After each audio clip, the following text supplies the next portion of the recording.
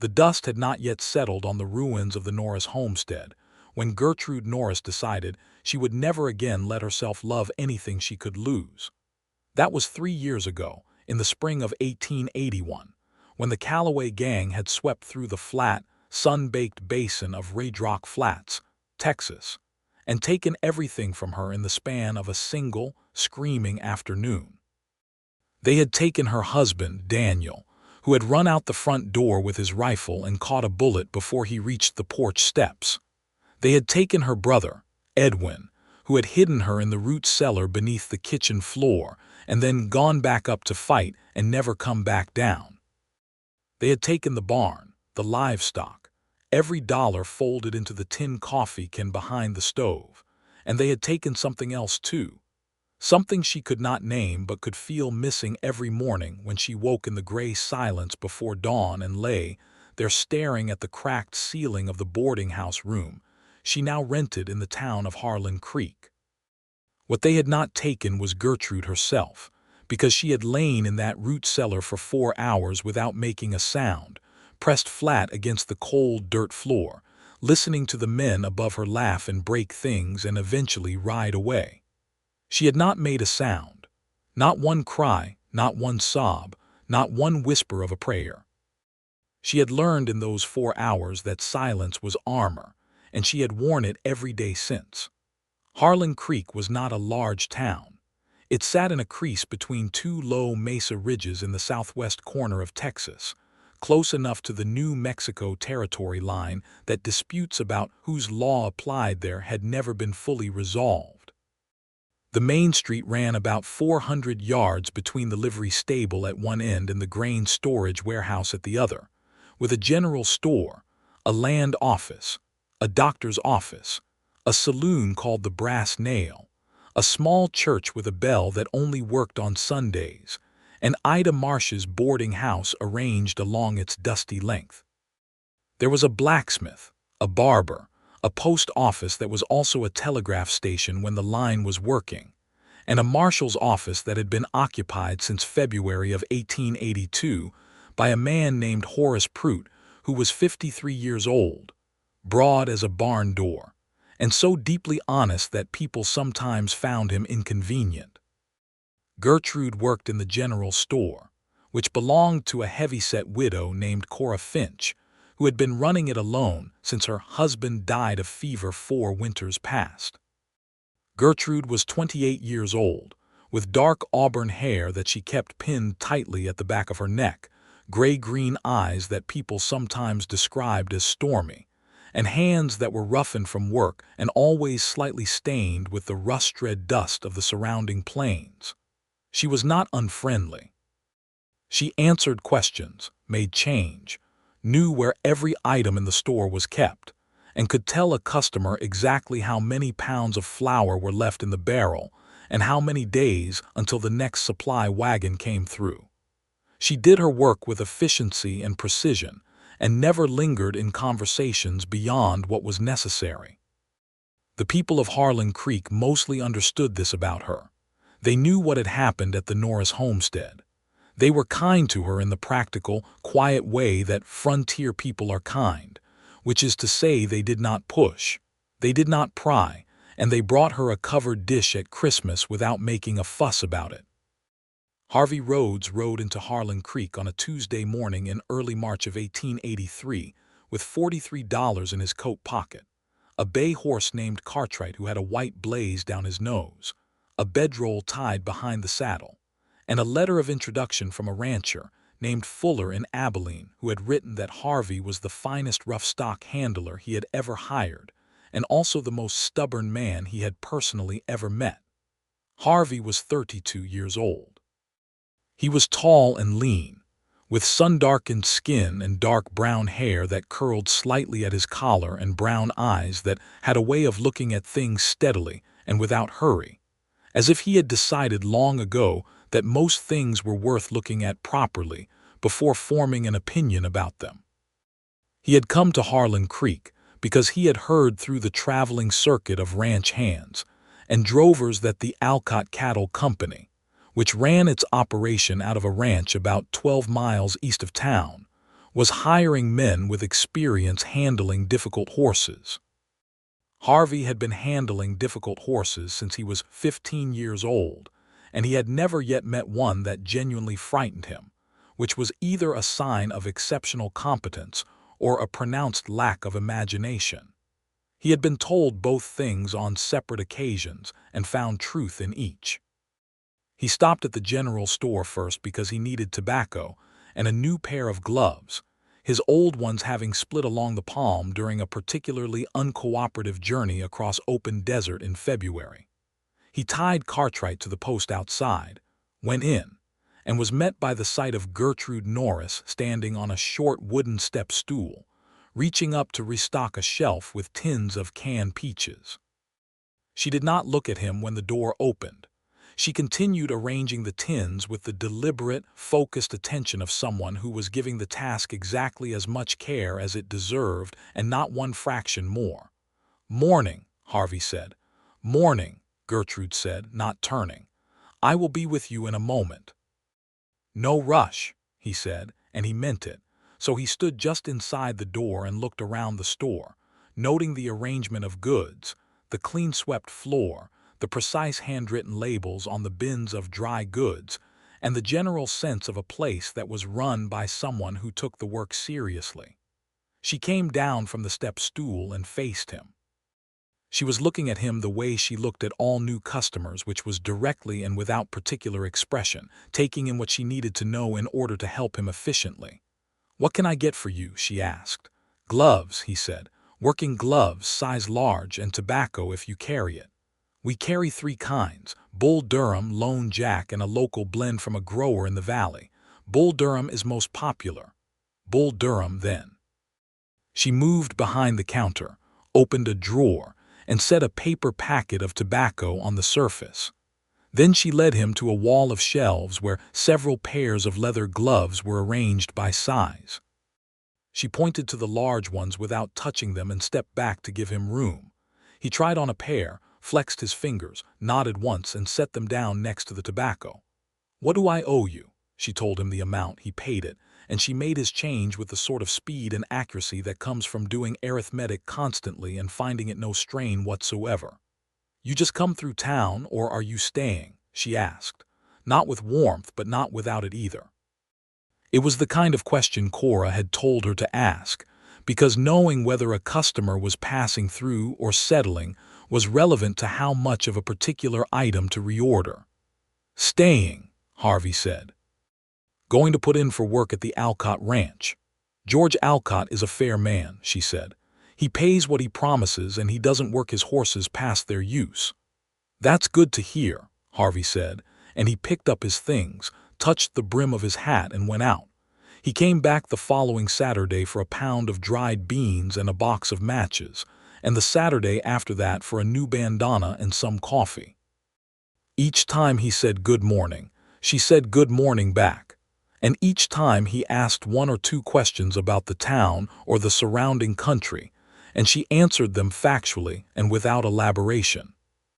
He had been hired on at the Alcott Ranch by then, and he was sleeping in the bunkhouse with 5 other men, and spending his days working with the string of half-broken horses that Alcott had purchased from a dealer in El Paso, who had a talent for acquiring horses cheaply, and an equally strong talent for misrepresenting their temperaments.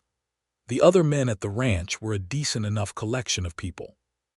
There was Jim Callery, who was 25 and from Missouri, and talked about going home every single day but never went. There was a Mexican-born vaquero named Emilio Sandoval who was 40 years old, had been working cattle since before Harvey was born, and was the best horseman Harvey had ever personally witnessed, bar none. There was a younger man named Pete Dodd who was 19 and eager and slightly accident-prone, and who had broken 2 ribs and a finger in his first month at the ranch through a combination of enthusiasm and insufficient caution.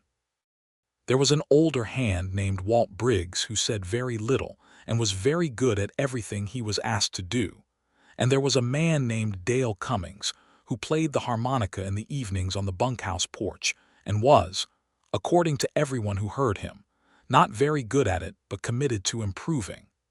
Harvey settled into the rhythm of ranch work easily because it was the rhythm he had known most of his adult life. Up before sunup, out to the horses, work through the heat of the day, come in when the light failed.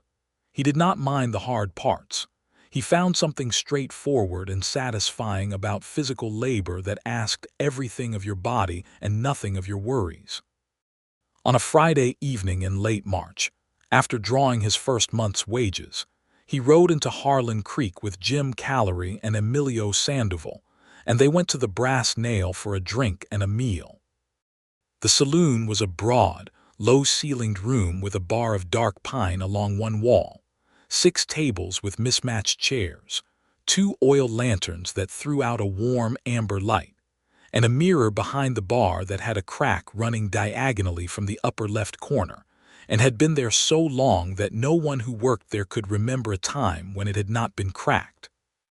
A woman named Bess Farlow ran the Brass Nail with her husband Tom, who did the cooking and stayed mostly in the back, and it served adequate food and honest poured measures, and was in general the sort of place you could spend an evening without regretting it in the morning. Harvey had his supper and a beer, and listened to Jim talk about Missouri and Emilio talk about a particular gray stallion at the ranch that was going to be either a magnificent animal or a disaster. There was no middle ground. He was on his second beer when the door of the saloon opened, and he looked over purely from habit and saw Gertrude Norris come in. She was not there for the atmosphere. She carried a wrapped parcel of something under her arm and went directly to the bar where Bess Farlow was standing, and the 2 women had a short, businesslike conversation that resulted in Bess taking the parcel and giving Gertrude a small envelope, presumably containing payment for whatever was inside.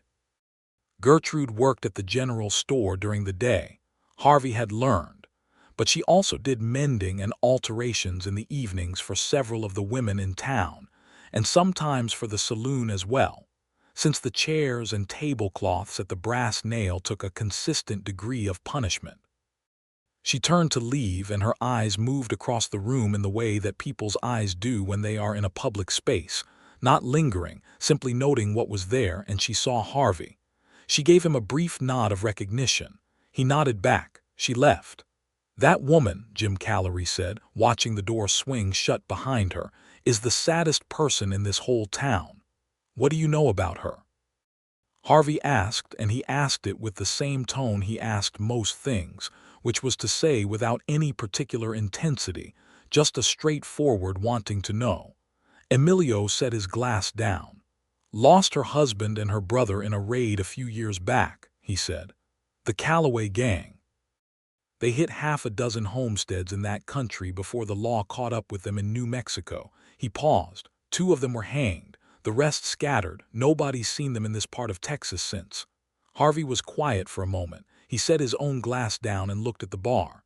"She came to Harlan Creek after that and took work at the general store," Emilio continued. "She keeps to herself. People in town respect her." "She's not sad," Harvey said then. Jim looked at him. "What?" "She's not sad. Sad is when you're missing something and you know it's gone. She's not sad. She's guarding something." He picked up his glass again. "There's a difference." Jim and Emilio exchanged a glance that Harvey did not see because he was looking at the cracked mirror on the wall, and neither of them said anything more about it. Over the following weeks, Harvey continued his routine of coming into town on Saturdays for his supplies, and he continued his routine of spending those moments in the general store with the same unhurried, courteous manner that he brought to everything. But something had shifted, imperceptibly, in the quality of the exchanges. He began asking questions that were not purely transactional. Not personal questions, not questions that pressed anywhere near the walls she kept up, but questions about the town and the surrounding land that could only be answered by someone who had been here for some time and paid close attention. He asked her once about the best trail to reach the Mesa country east of town, because one of Alcott's horses had thrown him near there, and he wanted to know the terrain better. She told him about the trail and about a seasonal creek that ran through a narrow canyon that could be treacherous in early spring, when the snowmelt came down from the higher country to the north. She spoke about it with the knowledge of someone who had walked that ground herself, and there was a brief moment where she forgot to be purely informational and said, "It is very beautiful in that canyon when the wild verbena blooms around April," and then seemed slightly surprised that she had said it, and pressed her lips together and moved on to the next piece of information. Harvey noticed all of this but said nothing about it. He just nodded and stored it. In April, he did ride out to that canyon, and the verbena was indeed blooming along the creek bed, purple and pink against the red rock walls, and he sat there on Cartwright for a while in the warm afternoon light and thought about a woman who had noticed that, and remembered it, and then not meant to say it. He began, in small ways, to make himself part of the texture of her days in the way that a person can do without demanding anything. He did not hang around the store beyond what was needed. He did not seek her out in ways she could not simply end by walking away from, but he was consistent. He was reliable. He was at the store every Saturday. He said good morning and meant it, and when she told him something he listened to it as if it mattered, because to him it did. The first real conversation they had, the first one that went beyond transactional exchange or informational geography, happened on a morning in early May when a spring storm had come through the night before and left the streets of Harlan Creek ankle-deep in red mud. And the supply wagon from the valley was running 3 days late, and Cora Finch was home with a head cold, which meant Gertrude was running the store alone and had been since 6 in the morning. Harvey came in around 9 and she was doing an inventory count at the back shelves, making marks in a ledger with a stubby pencil. She told him his tobacco was on the counter and the price was written on the paper underneath it and that she would be with him in a moment to make change. "Take your time," he said, and then after a moment, "Is it always this busy at once?" "No," she said, continuing her count. "Usually Cora is here. She is ill. You managing all right?" She paused and looked at him over her shoulder with an expression that said she was not certain whether he was asking out of politeness or genuine concern, and was reserving judgment on which. "I manage fine," she said. "I know you do," he said simply. "I was asking because I have nothing to do for the next hour and I know how to take account." She turned back to the shelves. A long moment passed. "I have a system," she said. "Tell me the system and I will use it." Another pause. She made 2 more marks in the ledger and then said, "Start at the left side of the bottom shelf and call out what you see.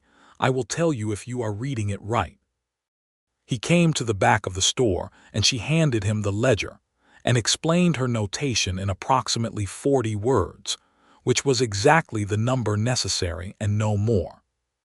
He picked it up immediately and went to work, and they moved through the inventory together in a kind of quiet, synchronized efficiency that surprised her, she was sure, because she had not expected him to actually be useful.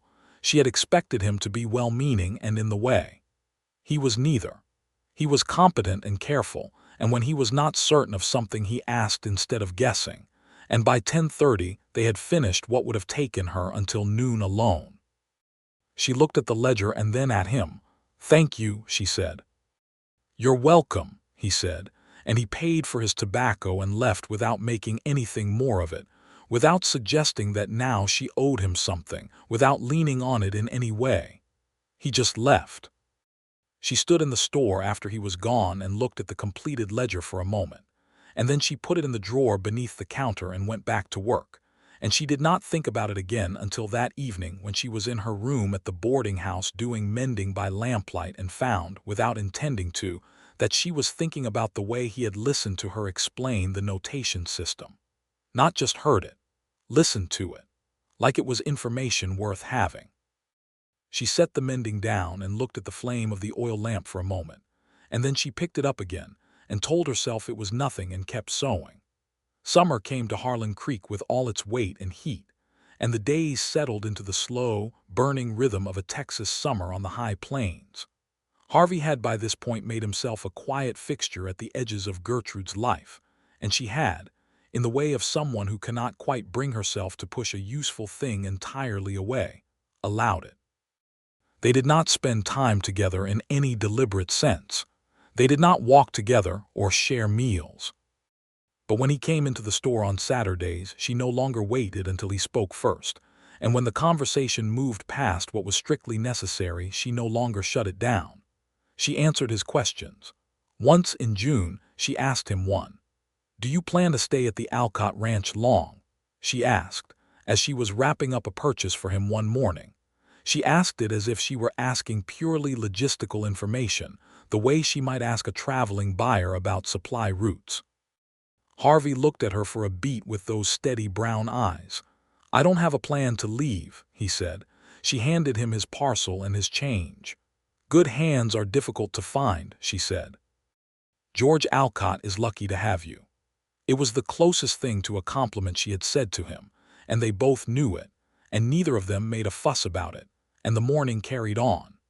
In July, there was a social event in town, one of the quarterly dances held in the cleared floor of the grain warehouse at the end of the main street, which the people of Harlan Creek attended because they were isolated enough from other entertainment that they took the opportunities they had.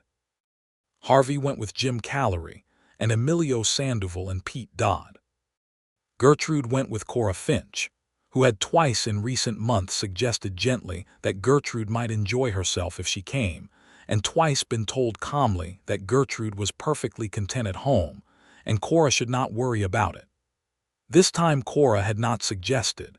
She had simply said she was not going alone and would Gertrude please come.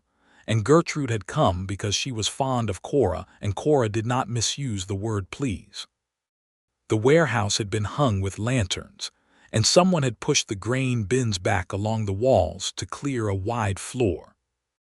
A three-piece band from a ranch about 20 miles west had brought a fiddle, a guitar, and an accordion, and they played with the kind of wholehearted enthusiasm that makes up for any lack of refinement. The whole town seemed to be there, or at least enough of it to fill the space with noise and heat, and the smell of lantern smoke and good wool, and too many people who had been working outdoors all summer. Harvey saw Gertrude come in. He had been standing near the far wall talking to Emilio about the gray stallion, who was coming along, slowly but genuinely, and he looked up when the door opened, and there she was in a dark blue dress that she wore with the same composed dignity she wore everything, and her hair pinned up more carefully than it was at the store, and she was looking around the room with the expression of someone who is taking careful note of all possible exits. He did not go to her immediately. He waited until she had been there a while and had a glass of cider from the refreshment table that Bess Farlow had organized, and was standing with Cora at the edge of the dance floor watching the others with what might have been, on a closer look, a trace of something wistful before the composure closed over it again. Then he crossed the room to them. He greeted Cora first, which was correct, and they exchanged a few words about the weather and the autumn supply schedule, and then he turned to Gertrude and said, "Evening, Miss Norris. Good to see you out." "Mr. Rhodes," she said. "Good evening." Cora, who was not a subtle woman but was a warm one, immediately turned to speak to someone on her other side, which left them standing next to each other with the music going and the crowd moving around them. "Do you dance?" he asked her. Not an invitation yet, just a question. "I used to," she said, and there was something in the past tense that sat quietly between them. "So did I," he said. "I haven't in a long time." She looked at him and something shifted in her eyes, a fraction of the guard for just a moment. "Neither have I," she said. The band launched into a reel that set several couples spinning immediately. Harvey offered his hand. Not with words, just extended his hand toward her, open, leaving the choice entirely with her, not pressing it. She looked at his hand for what felt like a long time but was probably 5 seconds. Then she took it. They danced. They were not the best dancers on the floor, and they were not the worst. They found the rhythm of it after the first few bars, and she moved with the particular careful grace of someone who has not forgotten how to do something, but is being deliberate about trusting herself to remember. He gave her space within the dance, did not hold on too tightly or steer too firmly, let her set the pace. Once in a turn, she almost lost her footing on the packed earth floor, and his arm was there, and steadied her without making anything of it, and she found herself, for just a moment, not thinking about the grip of his hand but about the dance itself, about the music and the warm light and the movement. And the moment opened up briefly into something that felt not unlike the memory of happiness. The song ended and they stepped apart, and both of them were slightly breathless, more from the exertion than the dance itself, or so they each told themselves. "Thank you," she said. "Thank you," he said. She went back to Cora. He went back to Emilio. But across the room, twice in the following hour, she found herself looking in his direction, and both times he was already looking at her.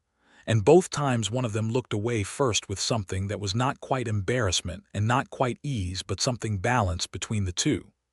He walked her and Cora to the boarding house at the end of the evening, along with two other women who lived there, because it was the sensible thing to do, and also because he wanted to. At the door he said good night to Cora, and to the other women, and then to Gertrude last, and she said good night Harvey, and then seemed slightly surprised that she had used his first name, and he did not react to it, just said good night Gertrude and touched his hat and went back to where Cartwright was tied, and she went inside and stood in the hallway of the boarding house for a moment in the dark before going upstairs, listening to the distant sound of the music still going from the warehouse. The summer continued. Harvey's work at the Alcott Ranch deepened as George Alcott discovered exactly what he had in the man he had hired. The gray stallion, whom Harvey had named privately and only to Emilio as Canton, because Emilio found this choice of name completely baffling and therefore funny, was coming along under Harvey's particular brand of patient, persistent handling. Alcott had him schooled on 3 new horses by August, and had given him a small raise and the use of a separate corral for his training work. Harvey took the raise with thanks and did not mention it to anyone at the ranch except Emilio, who was glad for him. In August, Gertrude's landlady, Ida Marsh, came down ill with a fever that kept her in bed for 2 weeks. Ida ran the boarding house, which housed 5 residents including Gertrude, and during those 2 weeks it was Gertrude who organized the meals and kept the place from descending into chaos, in addition to her 6-day work week at the general store. She did this without complaint and without asking for anything, and most of the other residents helped as they could, but she bore the greater part of it because she was the most organized, and because she was not someone who let things go undone when she could see what needed doing. Harvey found out about this from Cora Finch when he came into the store on a Saturday, and Cora was behind the counter alone, and he asked where Gertrude was, and Cora told him she had taken the morning to help Ida, who was having a difficult day. He bought his supplies and left and came back at noon with a covered dish from the brass nail that Tom Farlow had prepared, and he left it with Cora to give to Gertrude with no note and no explanation beyond that he had thought she might be too busy to cook today. Gertrude received the dish that evening when she came back to the store for her afternoon shift and looked at it for a long moment without saying anything. Cora, who was watching her, said carefully, "He didn't make a thing of it, just left it." Gertrude nodded once and carried the dish back to the boarding house. She ate from it that evening at the kitchen table alone, with the window open to the warm night air and the sound of the plains insects outside, and it was a good beef stew, and she ate every bit of it. When she saw Harvey the following Saturday, she handed him back the clean dish without comment. He took it. Then she said, "It was very kind," and he said, "Glad it helped," and that was all. But it was something. Both of them felt it was something, and neither of them said so, and the September air began to carry the first hints of coolness in the evenings that meant the season was turning. It was in September that the thing happened which changed the quality of everything between them. There was a man named Cutter Briggs, no relation to Walt Briggs of the Alcott Ranch, who had been working a small cattle operation about 8 miles north of Harlan Creek, and who had been in the habit of coming into town every few weeks to drink at the Brass Nail and cause a moderate degree of trouble, which Marshall Pruitt had so far managed by talking him down with the patient, immovable authority of a very large man who has no fear and no temper to lose. Cutter Briggs was not a dangerous man exactly, but he was a mean one when he drank. And on a Thursday afternoon in September, he came into the general store when Gertrude was there alone and Cora was out, and he was already drunk. And he started making demands about credit on a bill he owed from 3 months ago, and when Gertrude told him calmly, but firmly, that she was not going to extend the credit further without Cora's instruction, he got loud and got close and put his hand on the counter between them in a way that was meant to threaten. Harvey had not been in the store. He was passing on the street outside, leading Cartwright toward the livery for a feed, when he heard through the open window the particular quality of Cutter Briggs's voice when it went low and mean, and he tied Cartwright to the post and went in without any urgency in his stride but without any hesitation either. He came through the door and he looked at Cutter Briggs and he said, quite quietly, "I think you need to step back."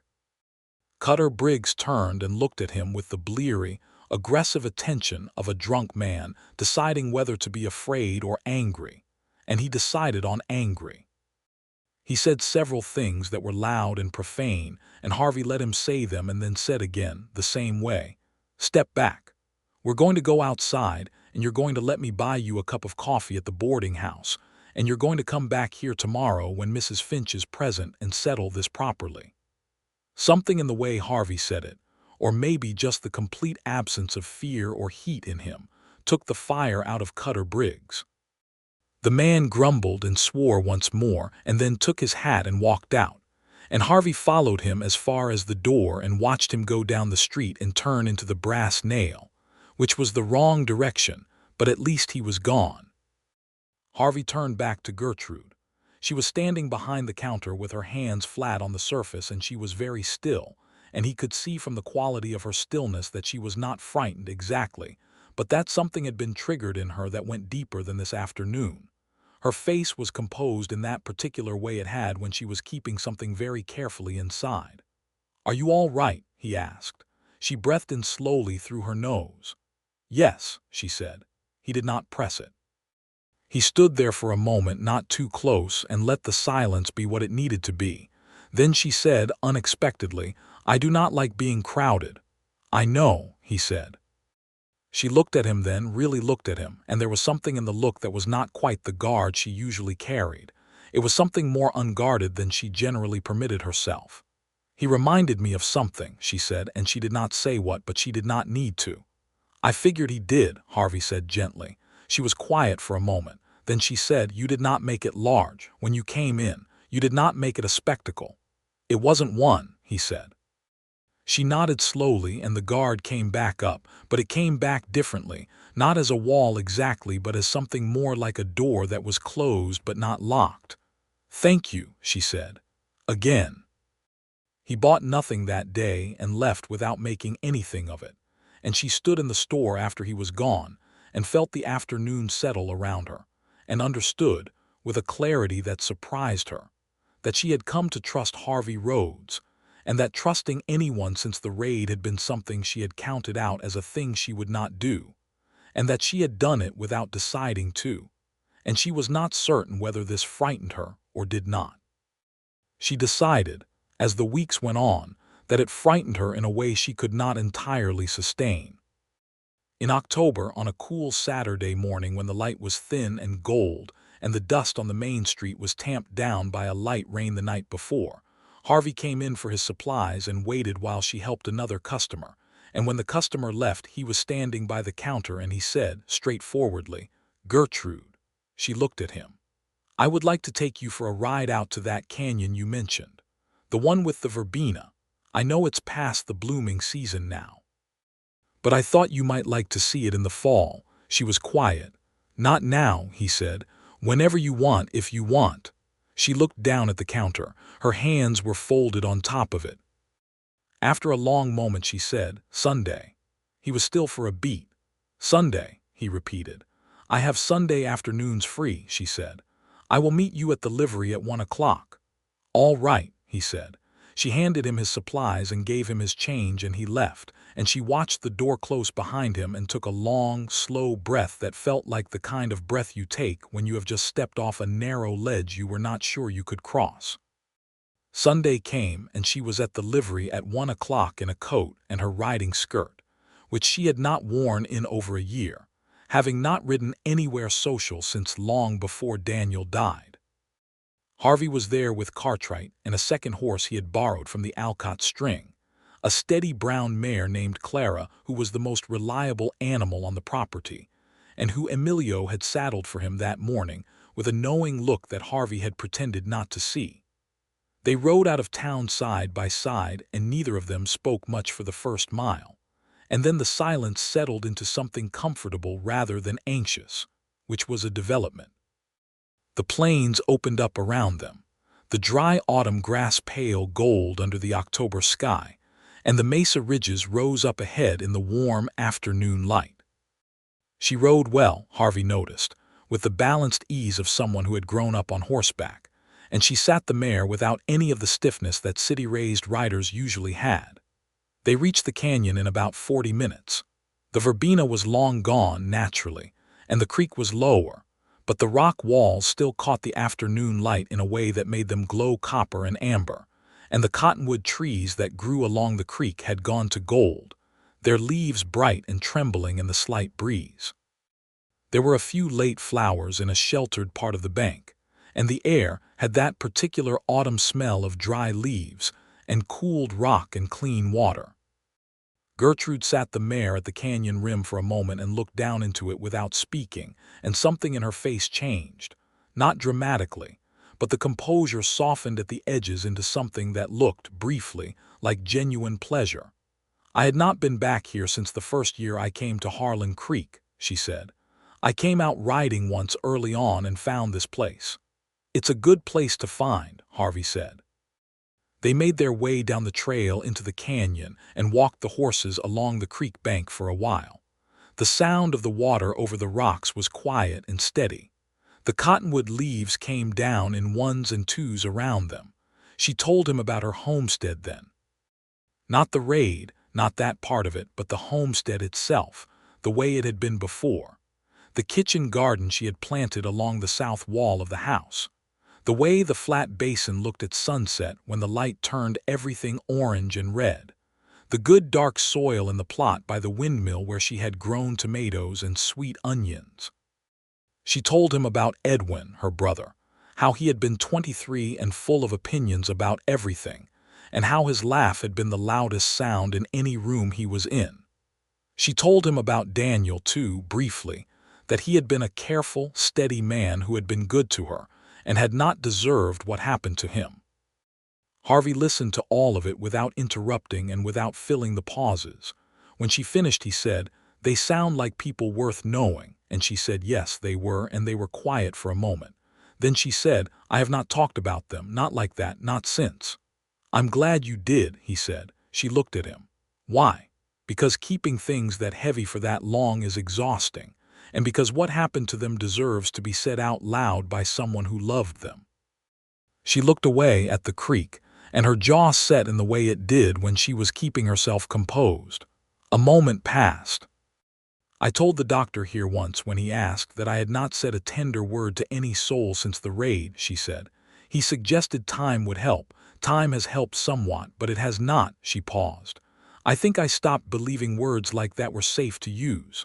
Harvey was quiet for a moment. The horses walked slowly along the bank. "I would wait," he said, "for when you feel they are." She looked at him sharply, and there was something in her face that was not quite wariness and not quite hope, but was very close to both at once. "Do not," she said. Her voice was not unkind, but it was direct. "Do not wait for me, Harvey. I'm not asking for that, and I do not want to be the reason someone is waiting for something." He held her gaze. "I didn't say I was waiting for something," he said. "I said I would wait. There's a difference." She held the look for a moment longer, then turned her face back to the canyon walls and the gold cottonwood leaves and the water. "You are a stubborn man," she said. "I've been told that before," he said.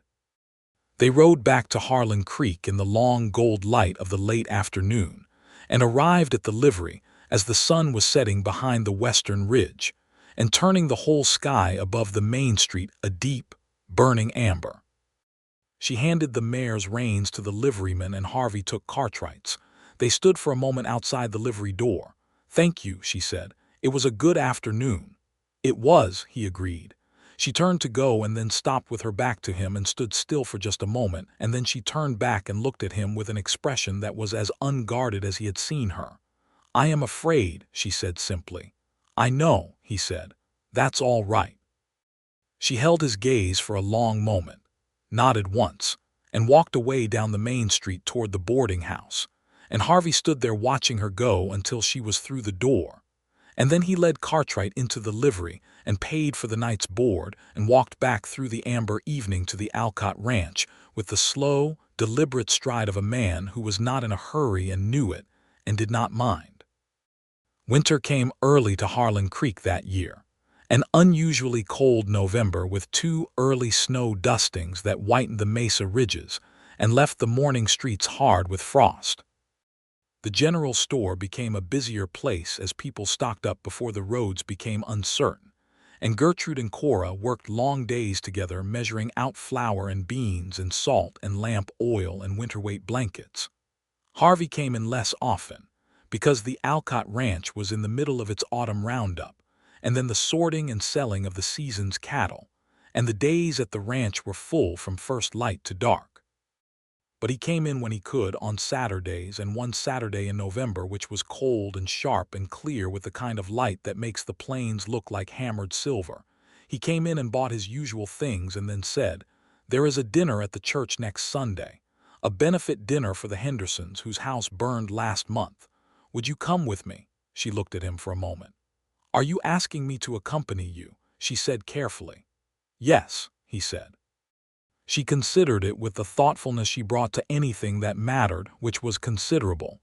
"Yes," she said.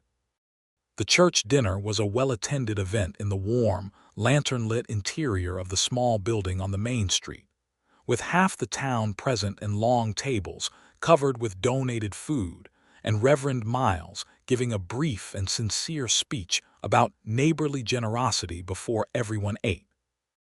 Harvey and Gertrude sat together at one of the long tables along with Cora Finch and Emilio Sandoval, who had been invited by Harvey on the grounds that Emilio's presence made any social situation more comfortable, because Emilio had the gift of easy, warm conversation that required nothing effortful from anyone around him. The evening went well. Gertrude ate, which she needed to do more of, Harvey thought privately, because she worked too hard and too long and fed herself last when she fed herself at all. She talked to Cora and to Emilio and to Reverend Miles when he came around the table, and she talked to Harvey, more freely than she had before in a social setting, about something Cora had said about the spring planting of the kitchen garden behind the store, and about a letter she had received from a cousin in San Antonio who was having a second child, and about a book she had been reading about natural history that was interesting but occasionally insufferable in the condescension of its author. Harvey listened to all of it and contributed to all of it, and when the evening ended he walked her home under a clear black sky full of stars, and the cold was sharp and their breath came out in small clouds and she pulled her coat tighter. At the boarding house door she turned to say good night and he said, "Good night, Gertrude," and she looked at him for a moment with the December stars behind him and said, "I find that I am glad, Harvey, that you stayed." He felt the weight of that. "So am I," he said. She went in, and he stood on the step for a moment and then turned and walked back down the street under all those stars, and he felt inside him the particular warmth of something that has been earned and is therefore worth more than anything given for free. December brought a genuine snowstorm in its second week that closed the road to the Alcott Ranch for 4 days and left Harvey and the other ranch hands in the bunkhouse playing cards and mending tack and listening to Dale Cummings on the harmonica, who was improving, marginally. When the road opened, Harvey rode into town on the first possible morning, partly for supplies and partly because he had not seen Gertrude in over a week, and the absence had made a shape in the days he noticed. She was in the store with Cora, and she looked up when he came in with the cold air behind him, and her face did something he had not seen it do before, which was that it opened, briefly but genuinely, as if she were glad to see him. And then she composed it again, but it was too late. He had seen it, and he felt something turn over in his chest with a warmth that was different from any previous warmth. "You're alive," she said, and there was a dry humor in it that he had caught glimpses of before, but she deployed now with enough warmth that it stopped being dry. "Just about," he said. "Dale Cummings had his harmonica with him for 4 solid days." She almost laughed. Not quite, but the almost of it was the most expressive thing he had seen from her in all the months of knowing her. And Cora, who had seen both the almost laugh and the face Gertrude had made when Harvey walked in, turned away to the back of the store and made herself busy there. Harvey bought his supplies and lingered just slightly longer than necessary without either of them flagging it as anything unusual. As he was leaving, she said, "It is the solstice dinner at Ida Marsh's boarding house on Friday evening. She invites all the residents and some from the town. You should come." He looked at her. "Are you inviting me?" "Ida is inviting you," she said. "I am telling you that the invitation will arrive and that you should accept it." "I'll accept it," he said, and she pressed her lips together in a way that was suppressing something that might have been a smile. The solstice dinner at Ida Marsh's boarding house was an altogether different kind of evening from the church benefit. It was small and warm and lit by firelight and candles, and smelled of pine branches that Ida had brought in, and a beef roast that had been in the oven all day. There were 8 people at the table, including Ida herself, 4 of the boarding house residents, Harvey, Cora Finch, and old Doc Hartwell, who had attended the solstice dinner every year since Ida had been running the boarding house, and who ate extremely slowly and told long stories about his practice in Missouri before he had come west, which were mostly interesting. Gertrude sat across from Harvey at the table, and they talked across it more easily than they had ever talked, because there was something about the small, warm, fire-lit room and the good food, and the holiday feeling of it that loosened what the open street and the public spaces had always kept tightly held. She told him something that made him genuinely laugh, about a customer at the store who had once tried to return a bag of flour on the grounds that it was not the right color of white, and he told her about the first horse he had ever successfully trained, which had been a disaster before it was a success, and the quality of her attention on him, steady and warm and interested, was something he felt as a physical thing. She looked at him across the table, and he looked back at her, and the candlelight was between them, and something that had been building for months settled into a new form that was no longer a question. After dinner, he helped Ida with the clearing of dishes, because he was a man who helped with things when he could see they needed doing, and Gertrude helped as well, and they ended up side by side at the wash basin, and she handed him things to dry and he dried them, and they worked in a silence that was entirely comfortable, entirely warm, and entirely different from the silence that had come before. "Merry Christmas, Harvey," she said, when the last dish was put away. "Merry Christmas, Gertrude," he said. They were standing close in the kitchen, the fire burning down in the hearth behind them, the voices of the other guests carrying faintly from the parlor. She looked up at him, and he looked down at her, and he was very still, not crowding, not pressing, giving her all the room there was to have. And she stood with that still, considering quality she had, and then she reached up and touched his face, just his jaw, just briefly with her fingertips. And it was so small a gesture and so enormous a one at the same time that he stood completely motionless while it happened, and she took her hand back and pressed her lips together and said, quietly, "I did not think I would do that." "I'm glad you did," he said very softly.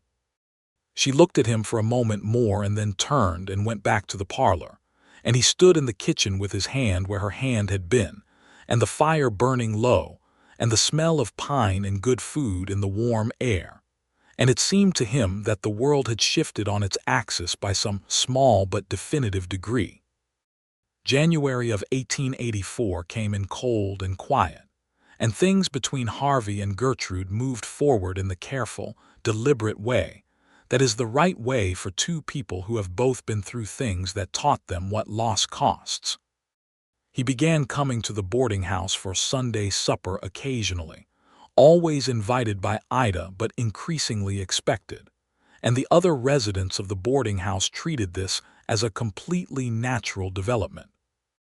He and Gertrude took another ride out to the canyon on the one Sunday in January that was warm enough for it, and the ride was longer than the first one had been, and they talked the whole way there and the whole way back about everything. About the ranch and the horses, about a letter she had gotten from the San Antonio cousin whose new baby was a boy and had red hair, and appeared to be furious about everything, about Harvey's family, which he had not talked about before. He had grown up in Oklahoma territory, he told her, on a small farm with his parents and two younger sisters, who were both now married and had families of their own. His father was dead 3 years ago of a bad winter sickness, and his mother lived with his eldest sister in the territory and wrote him a letter every 3 months that was full of practical advice and a persistent, unanswered hope that he would find himself a good woman and settle somewhere.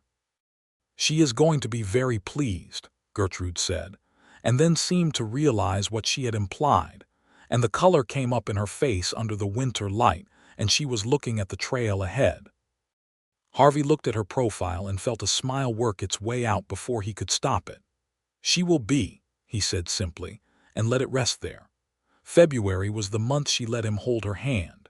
It happened on a Tuesday evening, not a Saturday, not a planned day, because he had ridden into town with a letter from the Alcott land office to drop at the post office and had stopped in the store and found Gertrude at the end of what had clearly been a very long day. A pipe in the boarding house had burst in the overnight cold and caused a mess that had required morning-long cleaning. Then she had opened the store alone because Cora had a tooth that had been giving her trouble and was at Doc Hartwell's. And then there had been a dispute among two customers about a land boundary that had spilled into the store and required Gertrude to be both neutral party and mediator for 45 minutes. And she had managed all of it. But by the time the store was closing, she was sitting on the stool behind the counter with her hands in her lap, and the air of someone who was composed entirely by will, and had very little will left. Harvey came in just before closing and read all of this in about 5 seconds. He helped her close up latching the shutters, covering the dry goods bins, banking the small stove without asking permission, just doing what needed doing. When the store was closed and they were outside on the step and she was locking the door, he said, "Come and have supper with me at the Brass Nail. You haven't eaten anything since this morning." She did not argue with that, partly because she was too tired and partly because he was right. They had supper at the Brass Nail, just the two of them at a corner table, and it was quiet on a Tuesday evening, only a few other patrons. And Tom Farlow brought them a good meal and Bess Farlow brought a small dish of dried apple dessert that she said was extra and they might as well have it. And by the end of the meal the weight of the day had come off Gertrude in degrees, the way warmth comes back into cold hands.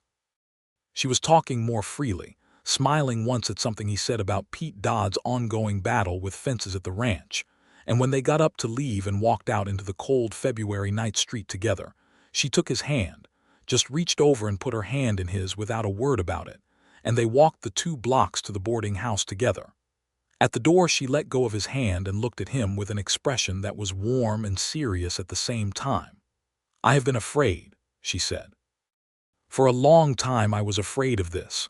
"I know," he said. "I am less afraid now," she said. "Good," he said. She went in, he went home. He rode back to the Alcott ranch under the February stars singing a particular song under his breath that Emilio, who was up late in the corral with a laboring mare, heard him singing when he rode in, and filed away with the satisfied internal recognition of a man who has been watching something become what it was always going to become.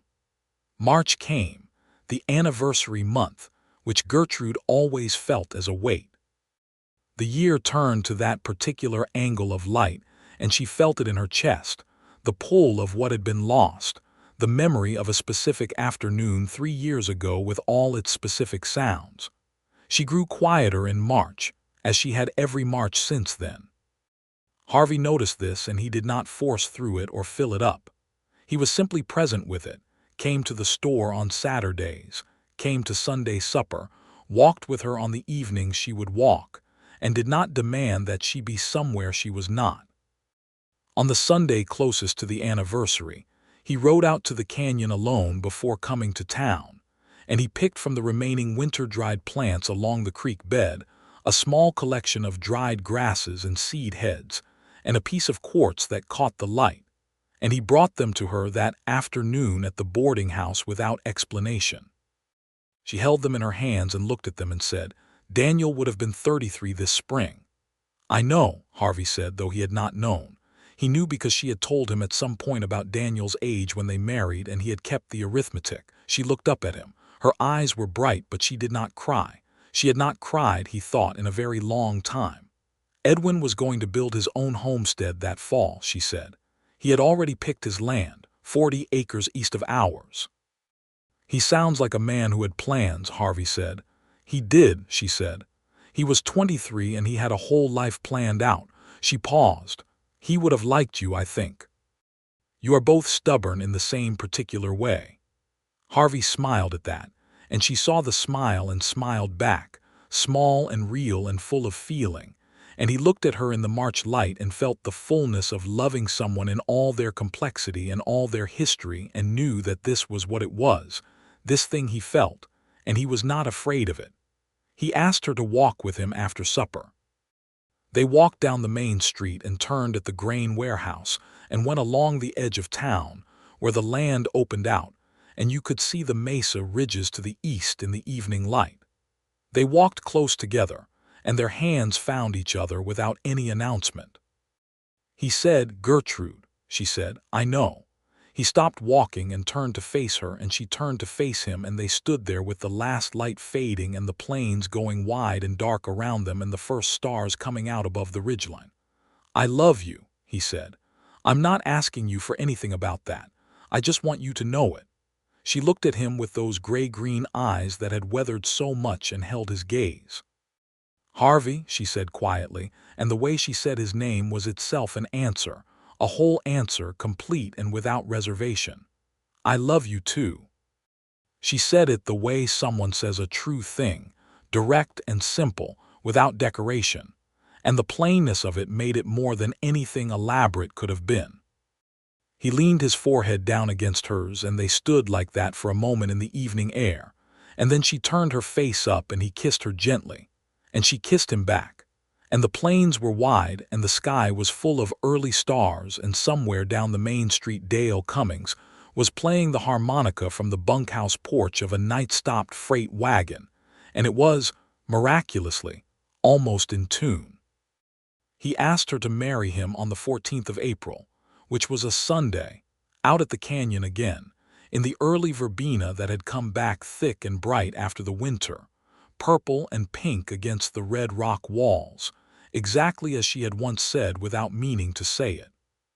He had a ring that had been his mother's, a simple gold band that he had carried in his coat pocket since February, waiting for the right moment without pressure, and when he took it out and held it toward her, she looked at it and then looked at him and did not make him wait a single second. "Yes," she said. "Yes." He put the ring on her finger, and she held her hand up in the canyon light, and looked at it with an expression he had never seen on her before, open and luminous and completely without guard. And then she looked at him with that same expression, and he thought he had never seen anything as beautiful as Gertrude Norris in the April light with her armor finally and entirely laid down. They were married in June of 1884, in the Harlan Creek Church on a Saturday morning with half the town in attendance. Reverend Miles performed the ceremony with his usual warmth and sincerity. Cora Finch stood beside Gertrude as her witness and wept steadily throughout the vows in the entirely happy way that warm-hearted women weep at weddings. Emilio Sandoval stood beside Harvey and was entirely dry-eyed, which he maintained throughout, and which no one entirely believed. George Alcott and his wife came and brought two other ranch families. Ida Marsh brought flowers from the boarding house garden. Even Dale Cummings played the harmonica on the church step afterward, and it was genuinely in tune for the first time anyone could remember, which several people took as a sign of something. Gertrude wore a dress of ivory cotton with small blue flowers that she had made herself in the evenings over the previous 2 months, and she wore her hair differently, pinned less tightly, with some of it loose at the sides. And when Harvey saw her come through the church door that morning on Cora's arm, he stood at the front, and he looked at her walking toward him, and everything else in the room went to the edges of his awareness. She came to stand beside him, and he looked down at her, and she looked up at him, and he said very quietly, just for her, "You're beautiful." And she said, very quietly, just for him, "So are you," and they both smiled, and Reverend Miles began. The vows were the traditional ones, and they said them to each other with the weight and sincerity of people who understood what the words meant, not in theory, but in particular, specific, personal experience. When they got to the parts about keeping and honoring, both of them heard something more than ceremony in it. After the wedding, there was a celebration in the grain warehouse, which had been cleaned and decorated again with lanterns, and there was food brought by every family in town, and there was dancing, and Gertrude danced with Harvey through most of the evening and did not count the exits or plan her escapes from the room. She simply danced, and the thing that had lived in her chest since the root cellar, the cold and armored thing, was not gone exactly, but it was no longer her only companion.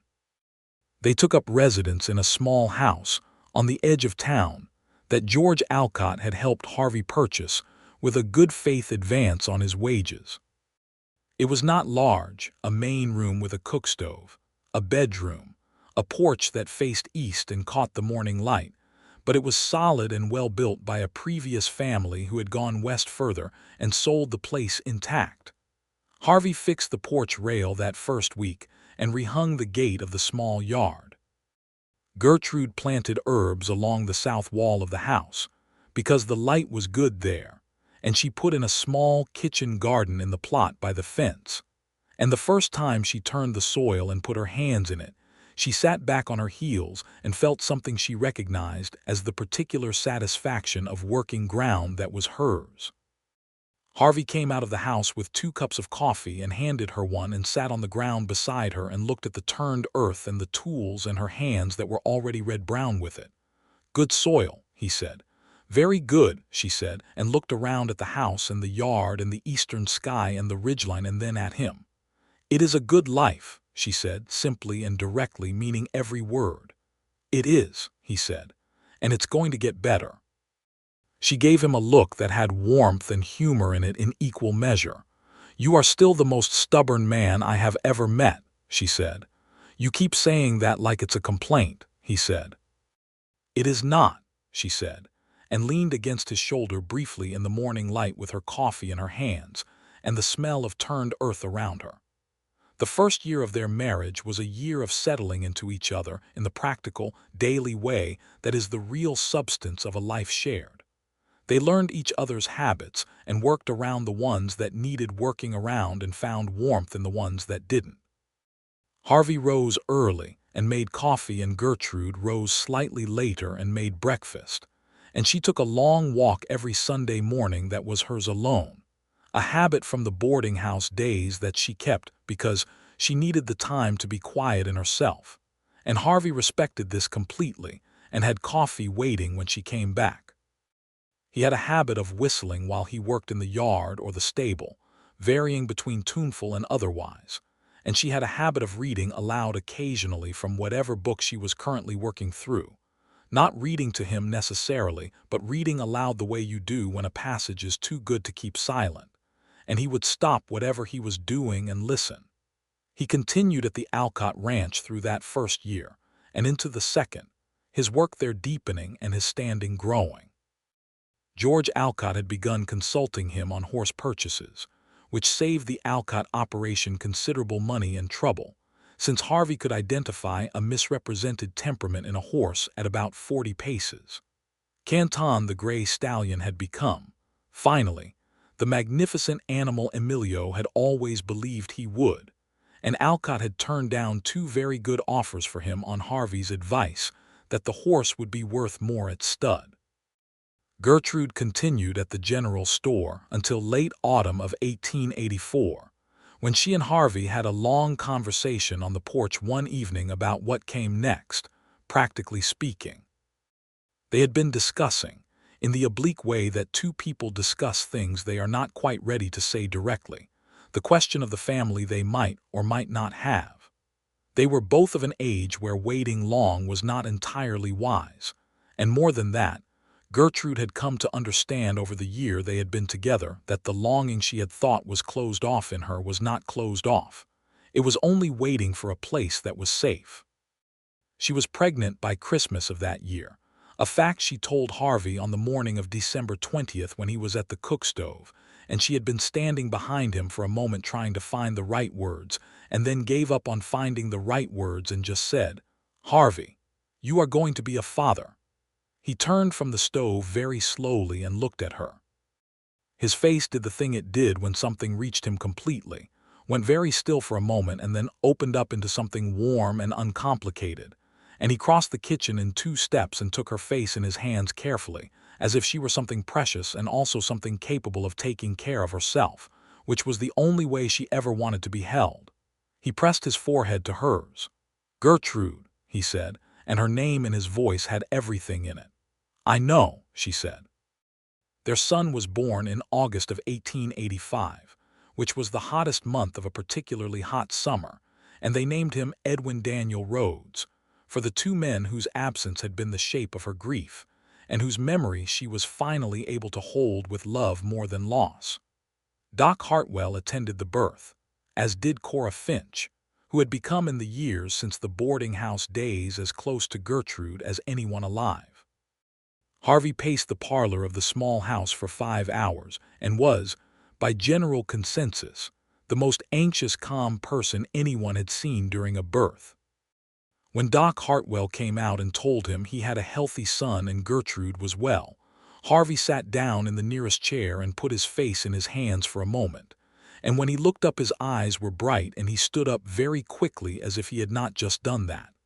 Doc Hartwell said, "Go on then," and he went in. Gertrude was propped up against the pillows with the baby in her arms, red-faced and exhausted, and more completely herself than Harvey had ever seen her, stripped of all the careful composure she had worn for so long.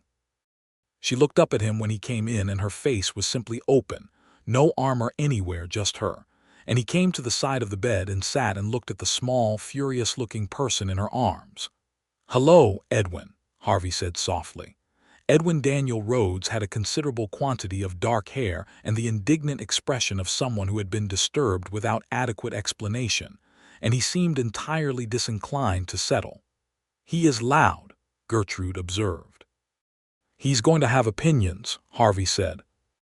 "Like his namesake," she said, and there was something in her voice that was grief and love together in the way those things eventually become inseparable, and Harvey reached over and put his hand over hers on the baby's back. "Like his namesake," he agreed. She leaned her head against his shoulder and they sat that way for a long time in the August afternoon light, the three of them in the small room while the Texas heat pressed on the walls outside and the baby gradually, reluctantly, quieted.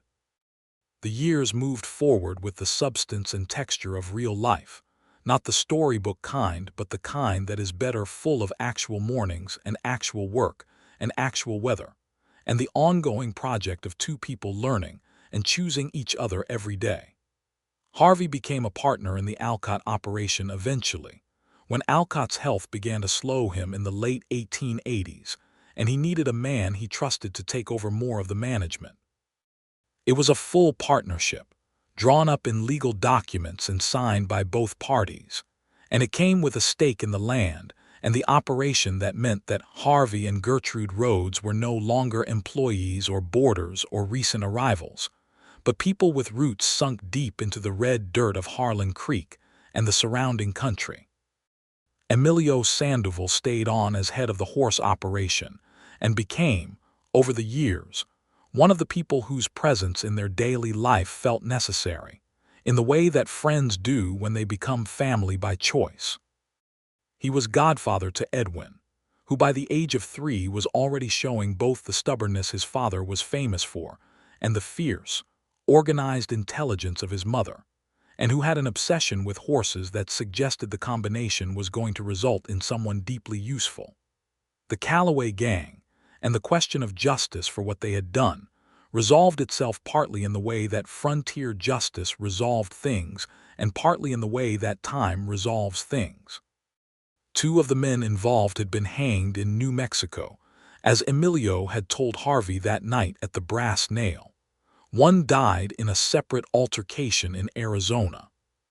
1 was in a territorial prison in New Mexico on unrelated crimes. The last one, a man named Briggs, not Cutter, a different Briggs who had been the youngest of the group and barely 20 at the time, turned himself into a marshal in West Texas in 1886 and made a full accounting. Gertrude was told about this by Marshal Prout, who came to the house and sat down carefully and told her everything he knew. She listened to all of it with her hands in her lap and her face composed. When Prout finished, she said, "He was 20 years old." "He was," Prout said. She was quiet for a moment. "What will happen to him?" "Prison," Prout said. "Likely a long term." She nodded. "Good," she said, and then, after a moment, "I am glad to know the accounting. I have needed to know it was accounted for." Prout left, and Harvey sat with her that evening on the porch while Edwin slept inside and the stars came out over the Mesa ridgeline, and she talked about the raid in a way she had not talked about it before, going through it piece by piece. The whole afternoon, the root cellar, the sounds above her, the long wait, and Harvey listened to all of it without flinching. She talked about Daniel and Edwin, and she cried, which she had not done in his presence before or in anyone's presence in years, and he held her and let her and said nothing until she was ready for him to speak. When she was done, she sat for a while in the quiet of the porch, and then she said, "I feel lighter." "Good," he said. "I have been carrying that particular weight for a long time," she said. "You don't have to carry it the same way anymore," he said. "You can still carry it. You just don't have to carry it alone." She leaned against him in the warm night air, and the stars blazed above the plains and the distant sound of coyotes came from the Mesa country to the east. And she felt, for the first time since that afternoon in 1881, that the life around her was not something to be endured carefully but something to be inhabited fully, and that she was, despite everything and including everything, enormously and specifically glad to be alive. Their second child came in 1887, a daughter they named Clara Rose, for the steady brown mare that had carried Gertrude to the canyon on their first ride, and who had since retired to a life of easy pasture on the Alcott property.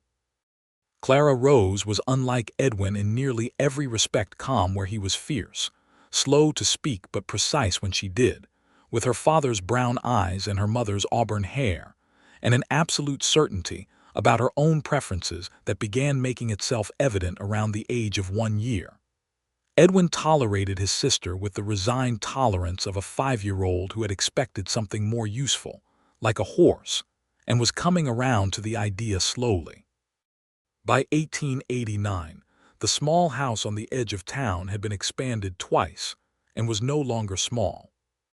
Harvey had built on a proper kitchen and an additional bedroom and a larger porch, much of it with his own hands and with Emilio's help on the weekends, and Gertrude had turned the kitchen garden into a serious growing operation that supplied most of their own vegetables and some of the general stores as well, a full circle from the years she had stood behind that counter. Cora Finch retired from the store in 1888 and sold it to a young couple named Alvarez who ran it well and kept Gertrude on as a consulting hand when they needed her, which was often in the first year. Gertrude shifted her work toward the management of the household and the Rhodes share of the ranch operation and the kitchen garden, and an increasingly involved correspondence with the San Antonio cousin, who had by now 4 children of her own, and wrote long, entertaining letters that arrived every few weeks and were read aloud on the porch in the evenings to general enjoyment. In the autumn of 1890, Gertrude received a letter from Harvey's mother in Oklahoma Territory. She had written to Harvey, but also enclosed a separate page addressed to Gertrude, which was unusual.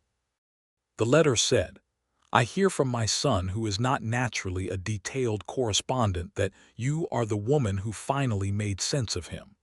I have been praying for a long time for something to make sense of him, and I want you to know that I consider myself answered." She then wrote 3 more paragraphs about practical household topics and signed it with her first name, which was also Gertrude, a coincidence that had produced considerable amusement when Harvey had mentioned it to his mother in a letter, and she had written back saying she had taken it as a confirmation. Harvey read the letter, and then Gertrude read it, and she folded it carefully and put it in the small cedar box on the mantelpiece where she kept the things she wanted to keep, and she said to Harvey, "I like your mother enormously." "She likes you," he said. "She would not have written separately if she didn't." His mother came to visit in the spring of 1891, making the journey from Oklahoma Territory by train to the closest rail stop, and then by stage to Harlan Creek, which at 59 years old she executed with complete calm and no apparent difficulty. She was a small, sharp-eyed woman named Gertrude Rhodes Sr., and she and Gertrude Rhodes Jr., as Harvey took to calling them to his considerable amusement and their moderate tolerance, got along immediately and completely, in the way that people who have a fundamental similarity of character sometimes do when they meet late in life and recognize something of themselves in the other. She stayed for 3 weeks, and in that time she taught both grandchildren a card game she had learned from a Choctaw neighbor in the territory, helped Gertrude plan the next phase of the kitchen garden, told Harvey directly and without softening several things about his management of the ranch's breeding program that he eventually admitted were right, and declared the brass nails beef pie to be the finest she had ever eaten, which Bess Farlow received as a genuine compliment.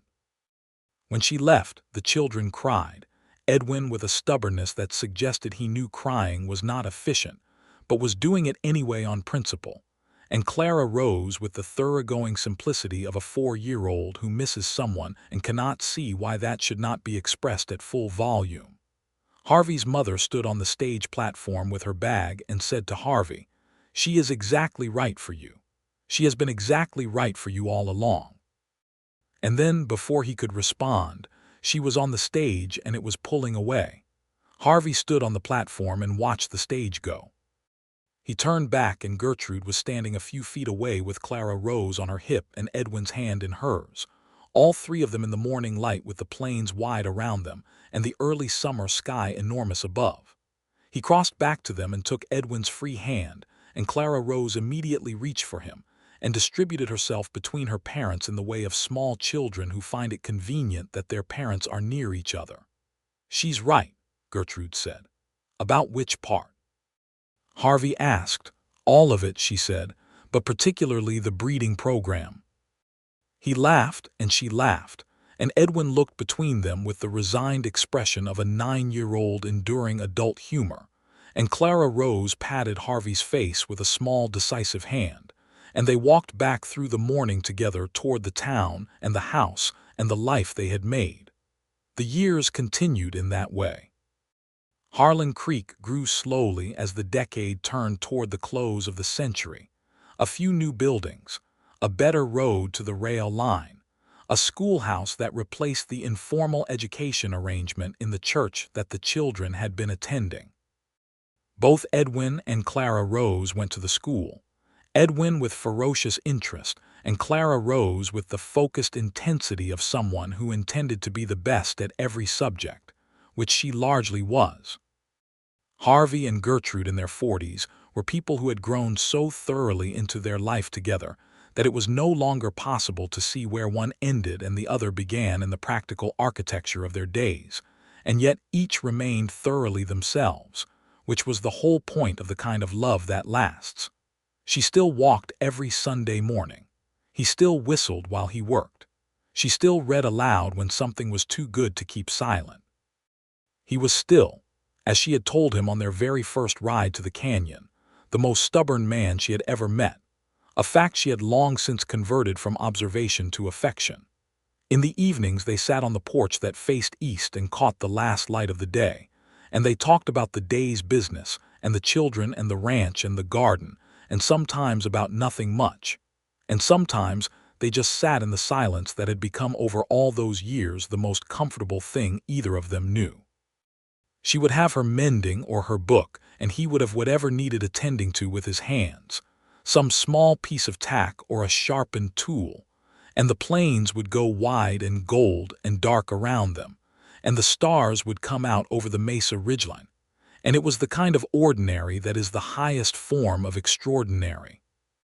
In the summer of 1893, on a Sunday afternoon when the whole household was quieter than usual, because Edwin was at the Alcott Ranch learning everything Emilio would teach him, and Clara Rose was at a friend's home, Harvey and Gertrude sat alone on the porch in the late afternoon light with 2 cups of coffee between them.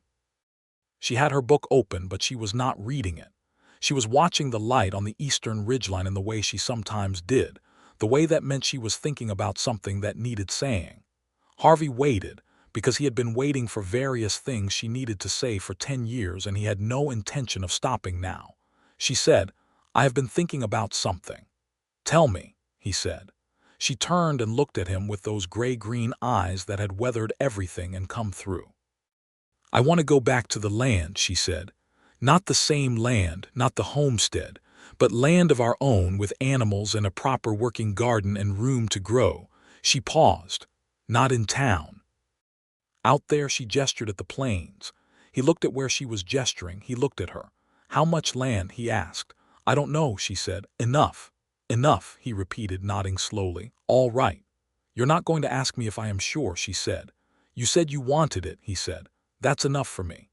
She held his gaze for a moment and then smiled, fully, warmly, with everything she had, the smile that had taken months to see the first time and that now was as familiar as the morning.